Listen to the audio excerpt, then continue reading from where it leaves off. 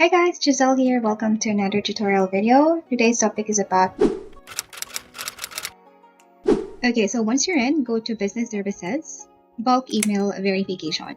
So you just need to upload your file in text, CSV, or Excel format. And then click Continue.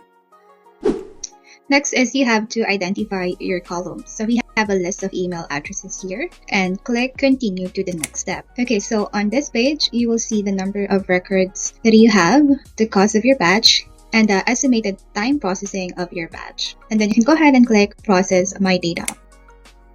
Okay, so for step 4, this means that we successfully uploaded the batch. So to check the status, click the drop-down menu beside your name and go to Bulk Dashboard.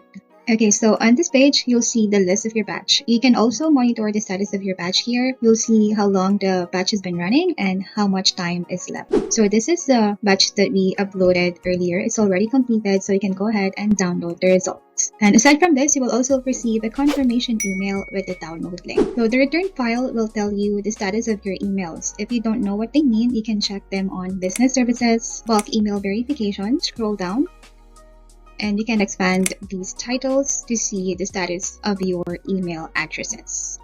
And you're all set. That's it for today. Thank you for watching.